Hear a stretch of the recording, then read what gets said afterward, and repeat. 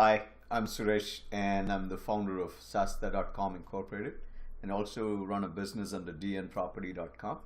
The main reason for this video is to talk about .in, .coin and premium domain names. A lot of times I get requests for price inquiries on domain names, and usually people don't seem to understand an average domain name to a domain that can be registered to a premium domain name. The very simple way to look at it is if you've looked at real estate in India, if you're doing business, you understand a plot of land that you can get for 1 lakh rupees versus 50 lakhs versus 1 crore versus 10 crores. So there's a real difference in the plot of land that you can get depending on where it is and what kind of commercial significance it has. So you wouldn't put a cafe or a store in a plot of land that hardly gets any traffic or is out in the forest. So the way you select a plot of land depends on what type of business you're doing, and obviously the more commercial the plot, the land, the property is, the more expensive it's going to be. In domain names, for example, you could register a domain name for under $6 a year, which is roughly several hundred rupees a year. And those names you can register these days, whether it's IN or COIN, are usually available because nobody else wants them, right? So as soon as somebody wants them, the value of those domain names go up. Typically, the domains that more people want or more businesses would want is depending on your business, right? So if you have, let's say, a furniture business, or you're selling shoes, or you're selling any other thing, like cars in India.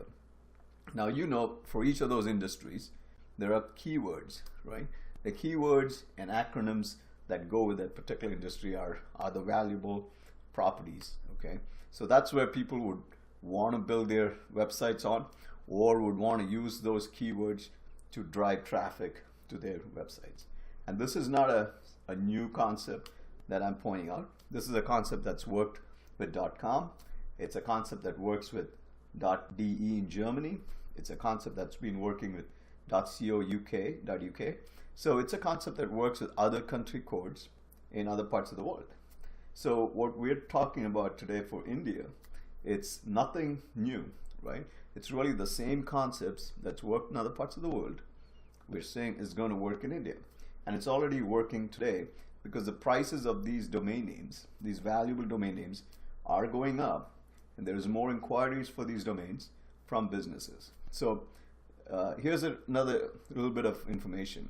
In the mid 90s, when .coms first came out, many of the premium .coms were being exchanged, being exchanged or bought and sold for a few $1,000s, right? By the time it came around to early 2000, those prices had gone up to $10,000. And in another 10 years, most of those prices had multiplied about 10 times. Okay, so you're talking $6-figure dollars or 7 figures for exchange of these .com domain names.